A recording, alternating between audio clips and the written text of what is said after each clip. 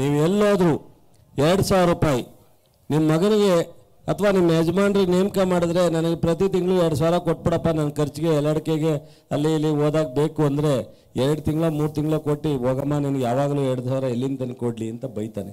ಆದರೆ ನಮ್ಮ ಸರ್ಕಾರ ಸಿದ್ದರಾಮಯ್ಯನವರು ಡಿ.ಕೆ. ಶಿವಕುಮಾರು ಬೇಜಾರು ಮಾಡ್ಕೊಳ್ಳದಲ್ಲೇ ಪ್ರತಿ ತಿಂಗಳು 2,000 ನಿಮ್ಮ ಕುಟುಂಬದ ಅಕೌಂಟ್ಗೆ ಹಾಕ್ತೀವಿ. ಇನ್ನೂ 5 ವರ್ಷ ಹಾಕ್ಬೇಕಲ್ವಾ, ನೀವು ಆಶೀರ್ವಾದ ಮಾಡಬೇಕಲ್ವಾ ಸಿದ್ದರಾಮಯ್ಯನವ್ರಿಗೆ, ಡಿ.ಕೆ. ಶಿವಕುಮಾರ್ ಅವ್ರಿಗೆ. ಅದಕ್ಕೋಸ್ಕರನೇ ಶ್ರೇಯಸ್ ಪಟೇಲ್ನ ಗೆಲ್ಲಿಸ್ಬೇಕು. ಈ ಸರ್ಕಾರಕ್ಕೆ ಒಳ್ಳೇದಾಗಲಿ, ಈ ರಾಜ್ಯ ಜನಕ್ಕೆ ಒಳ್ಳೇದಾಗುತ್ತೆ ಅನ್ನೋದಿದ್ರೆ ಅವನು ಗೆಲ್ಸೋದ್ರ ಮೂಲಕ ನೀವು ಆಶೀರ್ವಾದ ಮಾಡಬೇಕು. ಚನ್ನರಾಯಪಟ್ಟಣ ನಾನು ಇಲ್ಲಿ ಒಡನಾಟ ಬೆಳೆಸ್ಕೊಂಡು ಪುಟ್ಟೇಗೌಡರ ಜೊತೆ ನಾನು ನಮ್ಮ ಅಣ್ಣ ಈ ತಾಲೂಕಿನಲ್ಲಿ ಓಡಾಡ್ದವನು. ಸೊ ಇಲ್ಲೇ ನಮ್ಮ ಅಣ್ಣನೂ ಸಹ ಹೇಮಾವತಿನಲ್ಲಿ ಅಕೌಂಟ್ ಸೂಪರ್ಡೆಂಟಾಗಿ ಕೆಲಸ ಮಾಡ್ತಿದ್ರು. ನಾನು ಭಾಳ ಹತ್ತಿರದಿಂದ ನೋಡಿದ್ದೀನಿ ಈ ತಾಲೂಕಿನ ಜನರ ಪ್ರೀತಿ ವಿಶ್ವಾಸವನ್ನು. ಖಂಡಿತ ಮುಂದಿನ ದಿನದಲ್ಲಿ ಈ ಬಾರಿ ಗೋಪಾಲ ಸ್ವಾಮಿನ ಸ್ವಲ್ಪ ಅವನಿಗೆ ಗೊತ್ತಾಗಲಿಲ್ಲ, ಅಥವಾ ರಾಮಚಂದ್ರಂಗೆ ಪುಟ್ಟೇಗೌಡರಿಗೆಲ್ಲ ಇಷ್ಟೊಂದು ಹತ್ರಕ್ಕೆ ಬರ್ತೀವಿ ಅಂತ ಗೊತ್ತಾಗಿದ್ರೆ ಎಲ್ಲರೂ ದೀಪು ಇವರೆಲ್ಲ ಸೇರ್ಕೊಂಡು ಇನ್ನೊಂದು ಸ್ವಲ್ಪ ನೂಕ್ಬಿಡೋರು. ಅವರು ಇಷ್ಟೊಂದು ಹತ್ರಕ್ಕೆ ಬರ್ತೀವಿ ಅಂತ ಗೊತ್ತಾಗಲಿಲ್ಲ, ಹಂಗಾಗಿ 5-6 ಸಾವಿರ ಹೋಟೆಲ್ ಸೋತರು.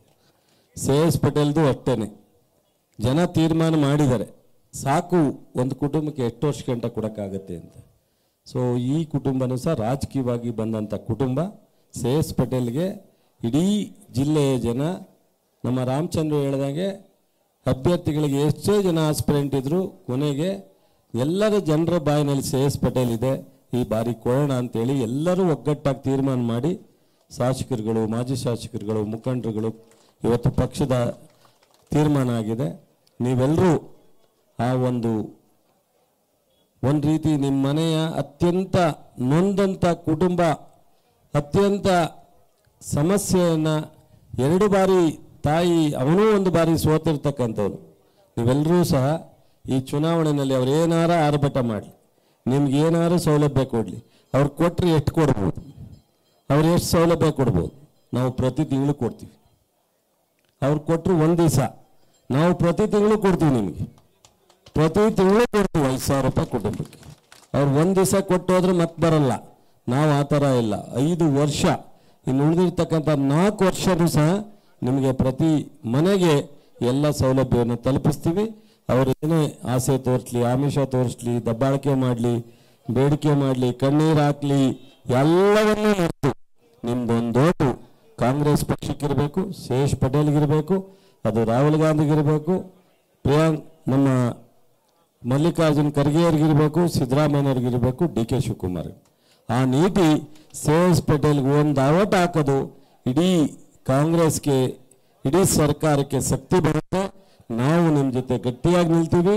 ದಯಮಾಡಿ ಇವತ್ತು ಏನು ಸುಳ್ಳಿನ ಒಬ್ಬರೇ ಶಾಸಕರಿದ್ದಾರೆ, ಅವ್ರ ಜೊತೆ ಸಂಸದರಾಗೂ ಈ ಜಿಲ್ಲೆನಲ್ಲಿ ಕೆಲಸ ಮಾಡಲಿಕ್ಕೆ ಅನುಕೂಲ ಆಗುತ್ತೆ.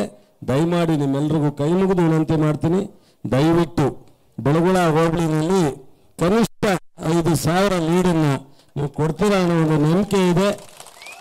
ನಾನು ನಿಮ್ಮ ಜೊತೆಲಿ ಇರ್ತೀನಿ.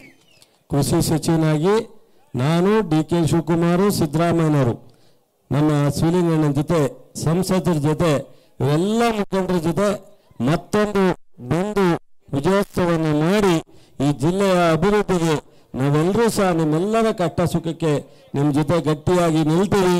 ದಯವಿಟ್ಟು ನೀವೆಲ್ಲರೂ ಸಹ 26ನೇ ತಾರೀಕುವರೆಗೂ ಈ ಏನು ಬಂದಿದ್ದೀರಿ ಇದೇ ಉತ್ಸಾಹದಿಂದ ನೀವು ಸಂಪೂರ್ಣವಾಗಿ ನಮ್ಮ ಅಭ್ಯರ್ಥಿಗೆ ಶ್ರೇಯಸ್ ಪಟೇಲ್ಗೆ ನಿಮ್ಮ ಆಶೀರ್ವಾದವನ್ನು ಹಸ್ತದ ಗುರುತಿಗೆ ಮತ ಹಾಕೋದ್ರ ಮೂಲಕ ಮಾಡಬೇಕು ಅಂತ ಹೇಳಿ ವಿನಂತಿ ಮಾಡಿ